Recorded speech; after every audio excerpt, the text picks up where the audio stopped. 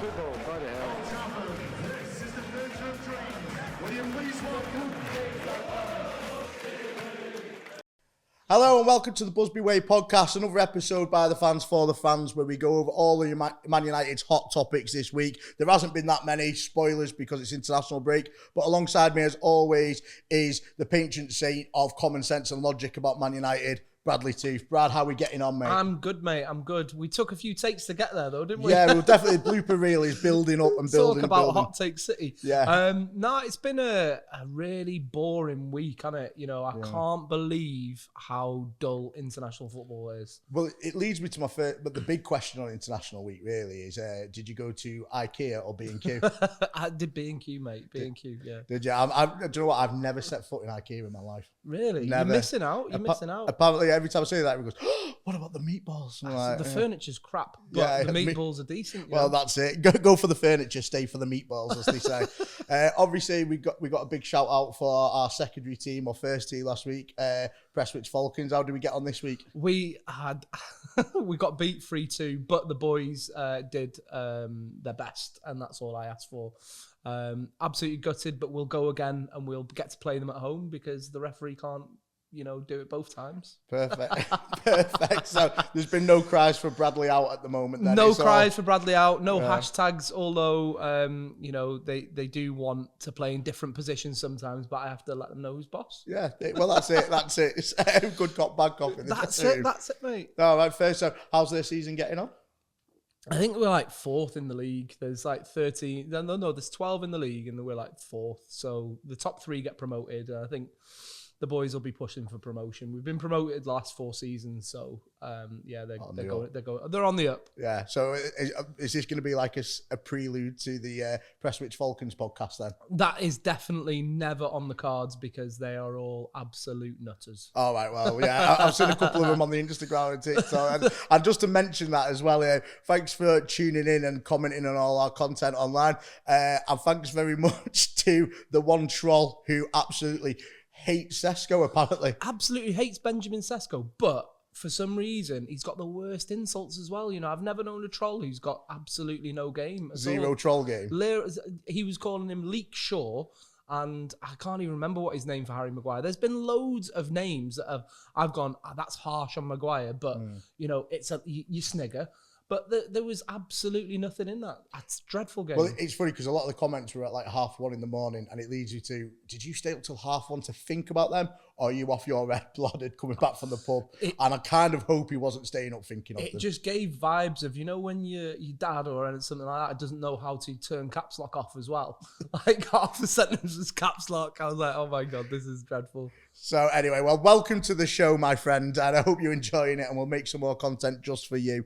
But again, international break's been on this week, absolutely horrendous week. I think the only good thing is I don't think we've had any injuries or anything. No, Sesko didn't go, but I've not seen any injuries so far. Well, we have had one massive positive, and I think it confirmed MBOOMO is not going to the AFCON because of not qualifying. So there we go. Have they not qualified? No, not qualified. Brilliant. So international week gets in. Yeah, and obviously, like we said, the smear campaign for Mazraoui is going from strength to strength.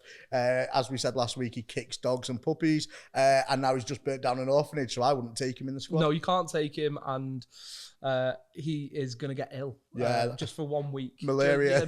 No, that's not a laughing matter, but Mazza, we absolutely love you. Mazza, we love you, but please don't go to AFCON because we really don't want Diogo Dalot right wing back. Yeah, we'll write you a sick note, mate. Get one off Darren Anderton or something. I think he's got spares.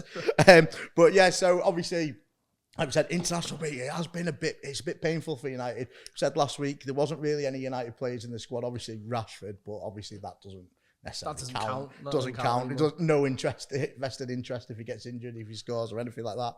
But if he scores, it's a massive mistake that Manchester United let him go, Yeah. That's always the narrative. If Rashford does anything good, it's highlighted, but fair play to him. I hope he does really well, but there was one international game that caught my eye today. Bruno got 3 goals against Armenia. And then Republic of Ireland beat Hungary Last minute. Yeah, absolutely. Parrot was it again? Parrot hat trick. Yeah. What an absolute icon of the game, right? That's Yeah. it, I felt really bad for Ronaldo. I didn't feel bad for him, but Ronaldo got sent off, and then he popped up with the winner. He was kind of asking for it though, wasn't he? He was goading the fans beforehand, and the reaction from the fans was absolute class. To be fair, that's it. If you're going to goad anyone, don't goad the Irish. Is I think a rule of thumb for any walk of life.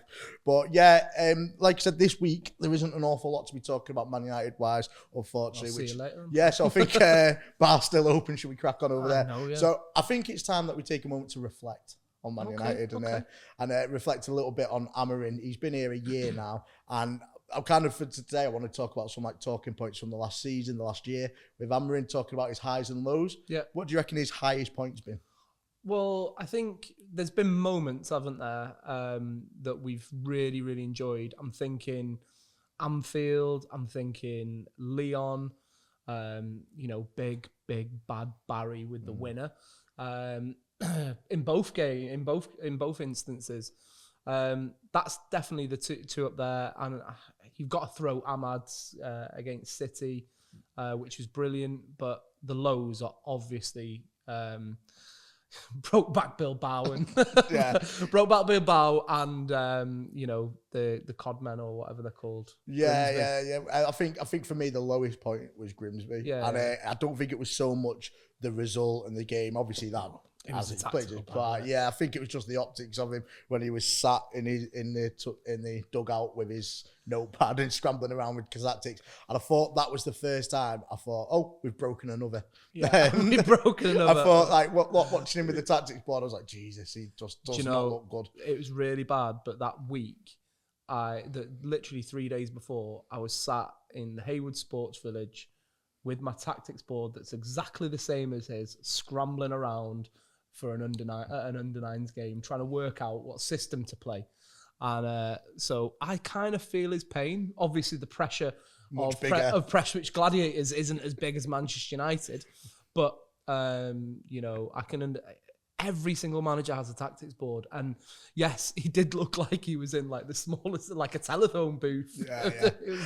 I think group chats were alive that week, and it was and we really saw what the internet was for that week, because there was like pictures of him like playing Operation Hungry Hippos and stuff like memes made of it. But I think that for me was the lowest point under Amorim, definitely, because it was the first time I've gone, that's another manager gone. He's like, I don't think he's coming back with it, because the hate was coming. He was taking punches left, right, and centre, and it just felt. We always knew it was going to be a hard start to the season, and we were like, Arsenal, we've got City, we didn't really expect to be getting beaten by. No, we were both on Sky Sports that week as well, weren't we? I had Charlie Austin, and I remember him saying, "You should get Sean Dyche." Now, look. I love Sean Dyche. I think he's absolute class. And I'd love to go for a beer and a curry with him one day. But it's just not the one. It was me and another United fan, and it was Amorim in, Amorim out type debate. And I was still Amorim in, and it was brutal, to be fair. But we sit here, it turned a little bit rosier. But what do you think about, rate the year, maybe 1 to 10, I guess? I'd rate the year as about, at the moment, 6.5, right? And I'll tell you why, right? And I think about a year ago, we were both on this finalysis journey, as we're calling it, what have you. When I applied for it, they got me into a room, and they did some screen tests with a camera. It sounds a lot more sus than it actually was. But we were sat there, and there was other United fans who were kind of auditioning for it. And they said rate United season, and everyone was like, it is the worst. And I was the only one who had a positive spin on it. And I felt like, the season's bad. Let's just take the results and put them over there. But since we've got Amorim in it, it feels like we've got a purpose, we've got direction. And I was like, that's positive, because Rangnick famously said, like, the club needs open heart surgery. And I felt last season we were getting put under general anaesthetic, and it was Amorim coming in. Death by 1,000 cuts. It wasn't open heart surgery. It was death by 1,000 cuts. Yeah, that was it. But it felt like we were prepping to move on. I think he was coming in. He didn't want to come in last season, but he was taking a look under the bonnet and saying like what's going to work, what's not, who needs to go, who needs to stay, how do we tweak people. And I felt like I could see the angle of where we were going. I could see what we were trying to achieve. And I thought it was a positive. We were taking positive steps last season. Yeah. Don't get me wrong; we were getting beat week in, week out, which wasn't great.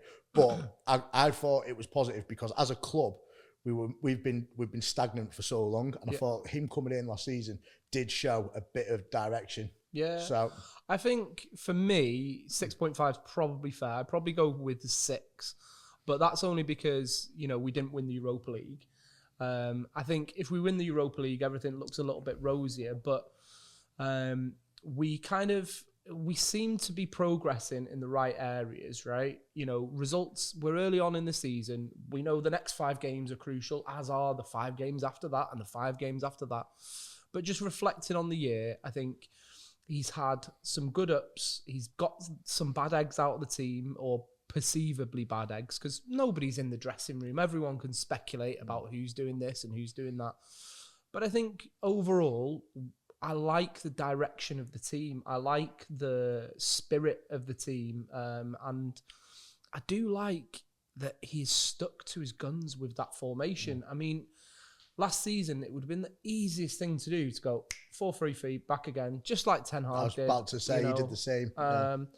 And he stuck to it, and I want my manager the Man United manager has to have a spine.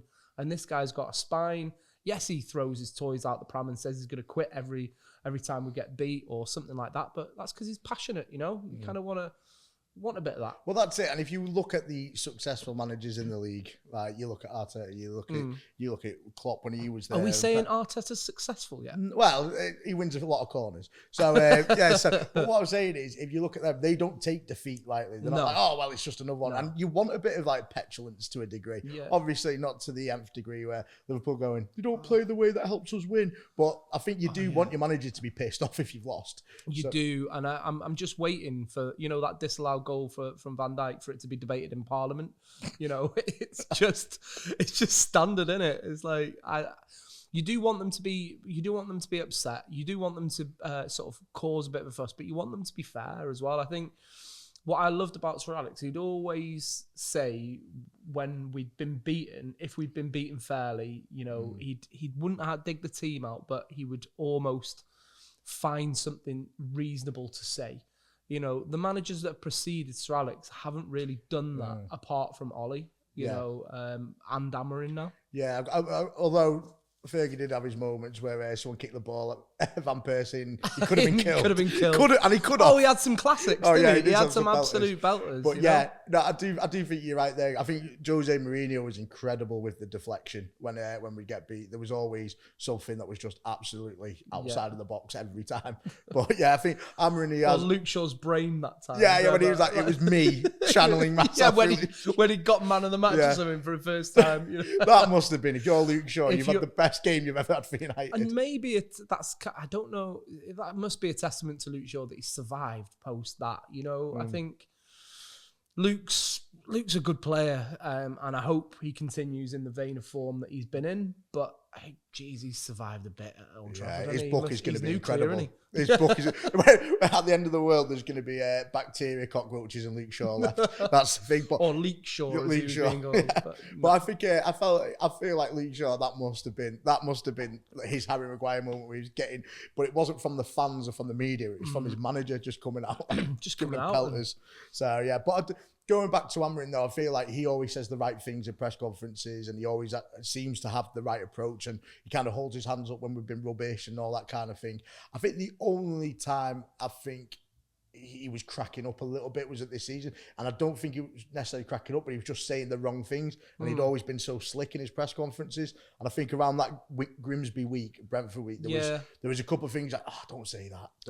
I think what he's kind of doing is he's trying to learn from his mistakes of oversharing, but then he's trying to pull back a little bit, and you kind of get caught between like who you are authentically and then who you're trying to be. So he's a young manager. He's going to learn. He's going to make mistakes. We're going to have more defeats, right? There's only one guarantee in football. You're going to lose football matches. But it's how we lose. And I'm hoping that we're looking back at the end of the season, we're saying 7.58, you know? And that's good progress. And I think he is on course to kind of do that. I know we were on a bit of a good run of form, which was a great time to start the podcast up. I think if we started a few weeks earlier, after Brentford, Brentford one would have been 20-minute podcast. I know, crap. But I think we have gone through a few steps, but I'm under no illusions that we're not going to have dips again this season. It's just, I think genuinely we lose how tight the league is at the moment. How good are Brentford, by the way? Brentford are a good watch as well. Mate, they're very, like, their manager has just absolutely pulled a rabbit out of the hat, hasn't he? And that fair play to their board, right? Yeah. Because they went for someone. He was turned down by MK Dons. Keith Andrews, former Blackburn Rovers legend, right? I love the way he talks as well. Big up all the Blackburn fans out there. I know, yeah. But I think, just going back onto Manchester United, Brentford was probably, other than City, another low, because I think we could have done that game a lot better. But Brentford have shown that they can beat anybody. I think Brentford was the only game this season where we haven't been at it at kickoff. I feel like we always have a very good, strong 10 minutes. Yeah. And Brentford, it was just like, where are we? And then by the time we started got him playing, and then that penalty miss and all that kind of stuff, it was just one of them days when nothing goes up. Remind me of that Simpsons thing where he turns around, stands on a rake, gets it in the face, turns around. Sideshow Bob. Yeah, exactly, yeah. It was just an awful game for us. And City was an awful game, but against a team who pretty much are challenging for the league, they've got great things. It's to be expected you're going to get a bit of a hiding when you were 17th last season. Do you know what I mean? They're looking ominous now, aren't they? Yeah, City? Exactly. It's not Erling Haaland's flicked the switch now. And he's flicked the robot switch on. Exactly. He's doing his ice baths and whatever he's doing. Yeah. Big fan of a doner kebab when it's not game week as well. He's told Gary Neville. That's it. That was a random one, isn't it? Yeah, me and him, I've got so much in common with these peak athletes at the moment. So, but in terms of Amorim's timeline, we've brought in some good players. We've got rid of some who weren't there and everything. Where do you reckon you can see him taking us this season? I still say top four. The top four's got to be the aim. I think, I don't want us to just snake into fourth on the last day of the season. I want us to be pushing. I want the team, because, if you on the outside, we've got the Premier League top four race and we've got the FA Cup. If we go out of the FA Cup, there's a lot of pressure on that league, and I think, whilst it's been good that we went out of the League Cup early for now, because we're not in Europe, so we can sort of get through this week by week, we do need to sort of look to next season and put the 2 games a week into play, because the squad needs to be tested. So I'm just looking forward to sitting in the top 4 at the end of the season and seeing Garnacho cry when Chelsea finished 7th. Yeah, fair dues. Yeah, it was a bit of a masterstroke by Amorim to get us knocked out of the Carabao, wasn't it? He's like playing 4D chess. Yeah, that's it. He was, but it has. I think we're proper gaslighting this now. Oh, absolutely, it's ridiculous. Well, I remember the first week of the pod where I was like, maybe it was good that we didn't get Champions League. No, it's never good not to get Champions League. But yeah, so that being said, there is a lot of succession planning for the squad and getting new players in. Bruno Fernandes, one who's obviously he's coming towards the end of his career and he's not going to be at United for overly long, we can imagine. Who do you reckon in this current squad's like a good replacement for him as captain? Just give me the light. You've got to have De Ligt at the moment. He was Ajax captain. I'm sure he captained Bayern for a few games. Or Juventus, one of those. He's captained the Netherlands. He's been vice captain or whatever. I think he's showing leadership qualities. He's showing organisational qualities. But, I think the issue is we're a bit thin on leaders after, Bruno and De Ligt. You look at Casemiro, played 90 minutes for Brazil this week. Scored. Scored for the redemption arc. Yeah, you know what I mean? But we are thin on leadership, so that's... You could look at Cunha. I think he captained Wolves, maybe. Yeah. I think for me, Martinez is like the standout one, but because he's been so injured and he's not consistently playing, he kind of slips under the radar. Whereas De Ligt's like a Terminator and he just keeps coming and playing again. But Martinez, I love everything about him on a pitch. He elevates his game. He elevates everyone around him. And I think you need that from your captain. And he's not shy of giving players a bollocking either, which is great. No. I'll tell you who it's not going to be. It's not going to be Dorgu. I don't think Dorgu's got it in him. I don't think Ahmad's got the captaincy in him. These are all good players, by the way. I just don't think they're captain material. Mbeumo? Maybe. Did he ever captain Brentford, or was that lad who went to Arsenal? No, I'm not sure, to be honest. So in short, I think we need to invest. Buy a captain. we need to buy more players. But we knew that from the outset. We need a destroyer in the midfield. I would always like a midfield captain. I'm a fan of a midfield captain. Yeah, I think a Roy Keane, a Brian Robson type. Yeah, I think centre mid is like the go-to. Centre mid or centre back, they should be captains. Really. Yeah, unless like you've got someone like Ronaldo, or you think it's a bit of a sweetener to keep him in the squad. To keep him happy, to keep him not going on Piers Morgan tonight or whatever. Hell, but yeah, I think captain-wise, I think De Ligt is the standout. You've got Martinez, who if he's playing week in, week out, is also an option. But then I think you're a bit thin, like you said. I think you've got Luke Shaw, you've got Delo. Like obviously Delo's not going to get it. Luke Shaw's not going to get it. Well, I don't think Delo should be anywhere near the captaincy, to be honest. I just wanted to gauge your reaction. To hear that. You just wanted to sort of rage bait me into saying I don't like Diogo I just Dalot. wanted to make podcast history by showing a man with steam coming out his ears for the first time. No, look, if Diogo Dalot learns to track back properly, and high fives a little less, he could be captain for Manchester United. Clip that up. Yeah, clip that up, send it in. It wasn't him trolling us, was it? It might have been, So yeah, I think there is a lot of talk about who's going to come in. Obviously, England have played this week. Adam Wharton got his start today and stuff. Do you think he'd be a good option for our centre mid destroyer? He's not a destroyer, is he? No. Is he a good player? Yes. Do we need good players? Yes. But we need someone with legs. I think it would be good if we were getting him and somebody else, and you only really buy Wharton if Bruno is on the way out. You can't have, you just can't have him in the team when you've got Bruno, because he's not going to play every week, is he? And you drop in 60, 70 million on him. I heard a report this week that Elliot Anderson is a lot less than what that 110 million in the summer. I think there's some sort of release clause in the summer for him. I would be in for him. I'd be in for Elliot. So speaking of young English centre midfield prospects, where does Mainu fit into that conversation then? I think it's too early to know in the season, really. I think we need to see more from Mainu. But he's a young lad, and I think we're putting too much on his shoulders right now. I think his focus should be getting his place back in the team, which he's got every opportunity to do so. I mean, the manager, what I like about this manager, he came out and said Casemiro was done. He was behind the lad that's gone, Toby Collier. Yeah. He was behind him. But Casemiro's worked in, and he's found a way to play within the system. He's excelling within the system. So you've got to think that an intelligent player like Kobbie Mainoo will find a way. I'd like to give him time, That's it. And I think also there's a lot of pressure on Mainoo when he comes on. I think there's a very blind, put Mainoo in. Like for no reason, depending who we play. He went on Peter Kay then, didn't Put him on now. Get him on, you bastard. But there is an element of people just saying it for no reason. Yeah. Like we would talk about formations a week, and you pick your team for the game you've got coming up. And I think it's just a lot of the time it just seems like people just say put Mainoo on for no apparent reason. It's like why would you use him in this game? Like what's the pros for it? And he came on against Brighton and he was fine. Yeah.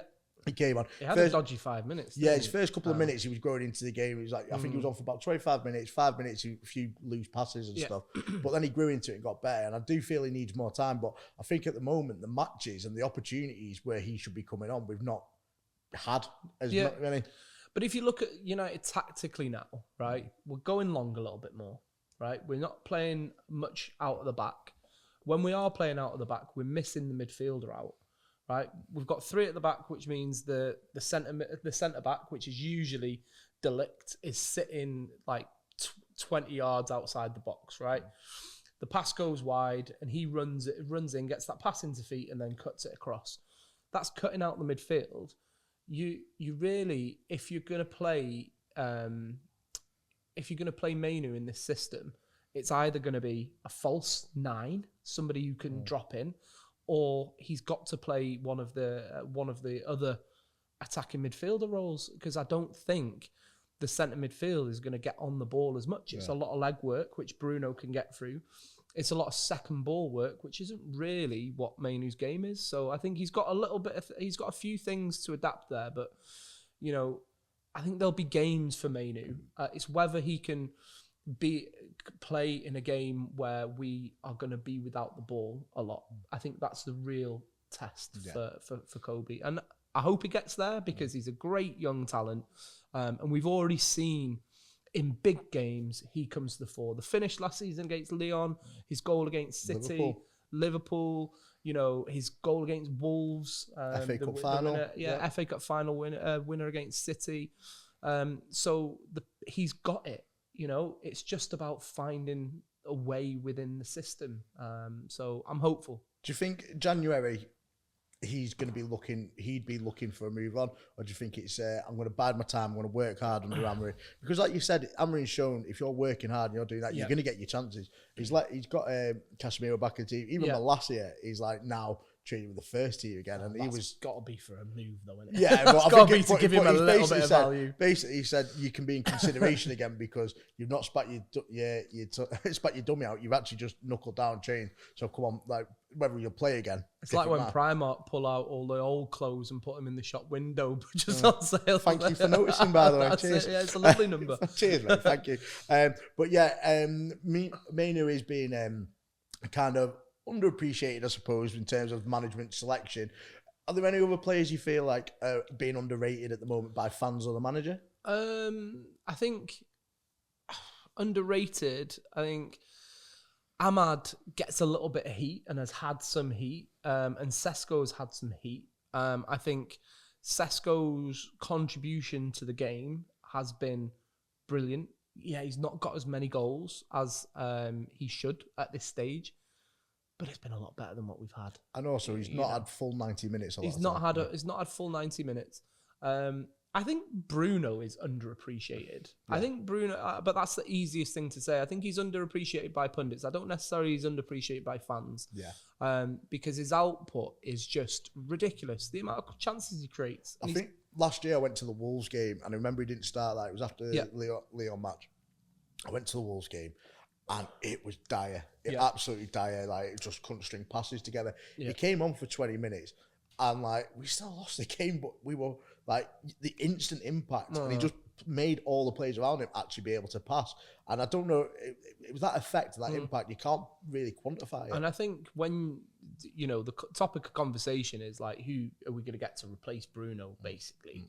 And I don't think there is a replacement for Bruno in world football at the moment. I think his output is absolutely unreal, and it's a case of keep him for as long as you can, Yeah, I feel like he's... Ride it until the wheels come off, That's the one, mate. I think he's a victim of his time at United. I think if he played under a Fergie team or played under a more successful team or better players around him, we'd all be saying we'd all be waxing lyrical about him every week. But I feel like because of the players he's been playing with, like... You think he'd thrive with Morgan Schneiderlin as his middle midfield? Yeah, obviously they're the perfect. They were the go-to. Him and Dong Fangzhou playing him through. Just Maro and Fellaini. Yeah.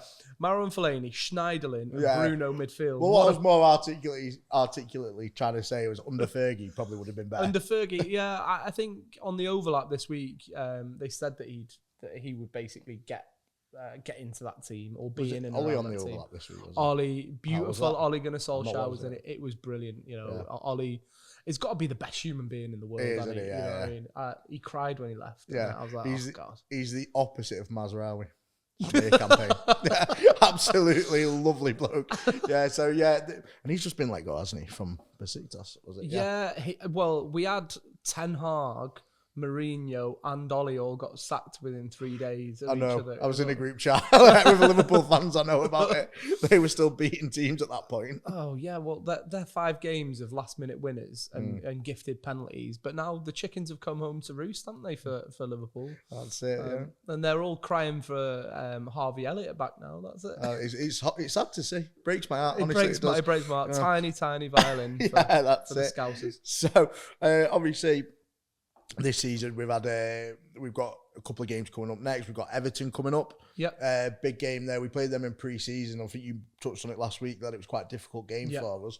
Feel like we've probably grown a bit since then. We've got MBOOMO in since then. Casemiro's become a footballer again since then. Everton coming up on the horizon. What do you think of that? I think if we have the starting lineup that we need for that game, I think we win it comfortably.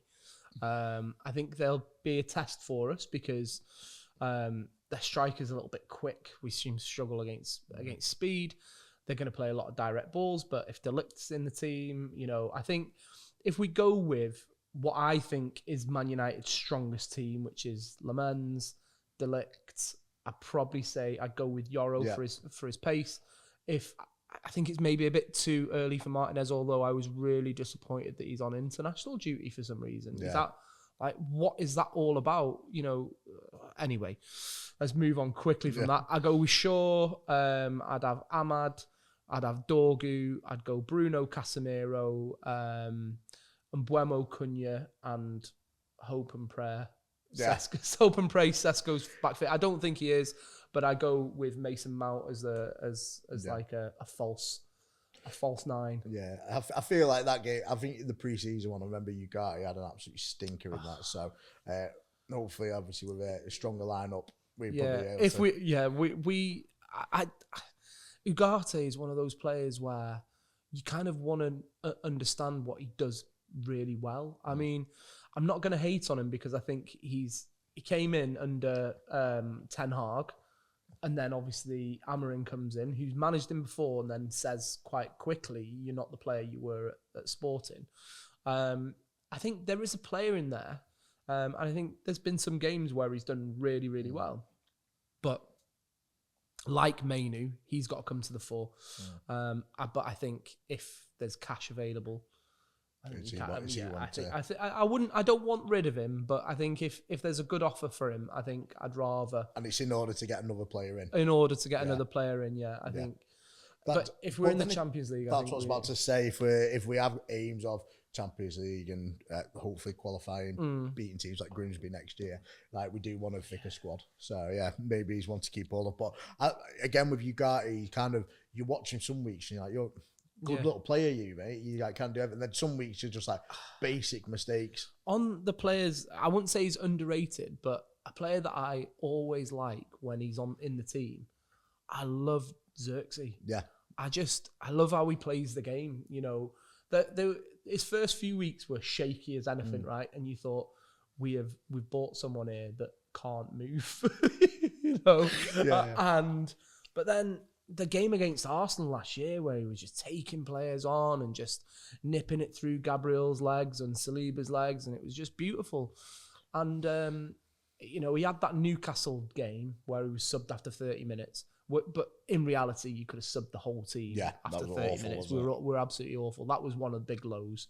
Was it Boxing Day? It was around. It was around Christmas time. Oh my God, it was dreadful. We've got him on Boxing Day, but I think we go for. I think I like Xerxes. I think I'd like to see him come to the fore a little bit more and give him more of a chance if Cesc goes out. Yeah, I think he's good for that. When we had against the weekend against Tottenham, where you need someone up top just to hold the ball up and stuff. He feels like he can keep the ball quite well, and he does seem to have good feet for a big lad, as they say. So he's one there, but I've got a feeling he'll be one who'll be on his way out in the summer. I think. So what's our next topic then, James? Our next topic is obviously our all-time 11s. So like obviously, I think we've got to go through who our best players are. Can we just set the formation first before we go on? I think let's just make it easy. 4-3-3 or 4-4-2. Pick one. 4-4-2 always 4-4-2, for me. 4-4-2. Okay. Yeah. Going pork pie over peri, as we say. Pork pie over peri. That's it. Yeah. I do fancy a pie. Yeah, that's it. Always. I'm awake, aren't I? But yeah, I mean, so let's go for manager first. Oh my God. Who do we go for? There's some choices. Ron Atkinson. Yeah. Obviously, it's Fergie. Ralph Ragnick, maybe. I go the guy who wanted open heart surgery. The guy who then did nothing as well. Where did he go to? Was it Albania? I don't know where he's got. He was just a he's a coach. Austria coach. coach. That was it. Yeah, it was just like, I'm going to be sticking around to help the club move on and transition. He's like, actually, the Austria job's come up. And obviously, it reminded me of Robbie Keane whenever he moves to the club. Like, as a boy growing up, I always loved these. Oh. Exactly. It's Gerard Houllier and Benitez always have been to see one of their team. Yeah. You know, I spent time there. Yeah. Like, no, I think that's got to be one of the lowest moments as a United fan, when Ralph Rangnick is binning us off for Austria. And you've got to kind of look in the mirror and go, where are we? Yeah. Obviously, Sir Alex Ferguson. Got to be without doubt. Go on, goalkeeper. Peter Schmeichel for me every time. I know De Gea was great, and I know Van der Sar was, Stepney and stuff, but Big Pete, always love him. Big Pete. I used to play goal, and it was just like literally used to watch him. I used to love him. Remember, I went to see him like in matches at United, and I just stand there, you know, like they're putting crosses in. Yeah. I heard language I'd never heard before when people put a cross in. I used to play in goal as a kid, and I had my mum was afraid because obviously Bradley Tooth, get your teeth kicked out. Yeah. Right. She got me a gum shield, and it said Schmeichel across the front. Sondico gum shield. Roosh. Was it Roosh's gloves, wasn't it? Yeah. Yeah. So I've got to go for Big Pete as well. Centre backs then. Centre backs, I've got to go for Rio Ferdinand and Jaap Stam. Jaap Stam's, I always think the problem is with like Jaap Stam is longevity, how long he was there for. But he was, but so I know he was good. Great. He was great. I mean, I always feel like Bruce and Pallister and that era defenders Fergie never said it's his biggest mistake, and I agree with him. You know, he let Stam go too early, and you know, you can say that Italy was slowing down then, and he probably had more recovery time and stuff, and less intense games, but. I think Stam was absolute top class. Yeah, and I think playing alongside him is someone he described as a busy little cunt. Gary Neville, right back. You've got to have him in, surely, right back. I know you can. Yes, I go for Gary. Yeah. I go for Gary. Gary or Phil? Yeah. No, you've got to go for. No, all jokes aside, you've got to go for Gary at right back. He was class, wasn't he? And then we go looking at left back. Who are we thinking? Dennis Irwin. I'm glad you said that. I was about to judge him. I love Paddy Everett. You know, nobody. Paddy Crerand always used to call him Patrick, didn't he? But I love Everett to bits, and but Dennis Irwin is is one of the most underrated and underappreciated players in Premier League history. I think that's it. I think when you're talking about left back and wing back stuff, his name never gets mentioned, and it's just like, I think it's a crime because he's probably like the most consistent player, definitely, and he could do everything: free kick, penalties, also left foot, right foot. He could score with his left foot. He could score with his right foot.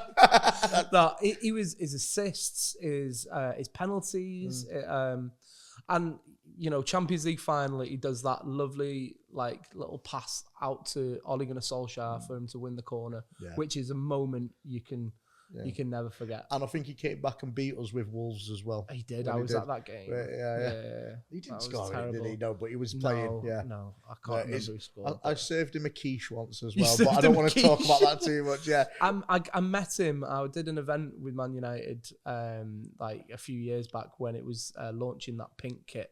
Oh right, and he was there, and I was just like a fanboyed him. I felt it'd be amazing just to see him in a full pink kit, and that's your only time meeting him if he was wearing that.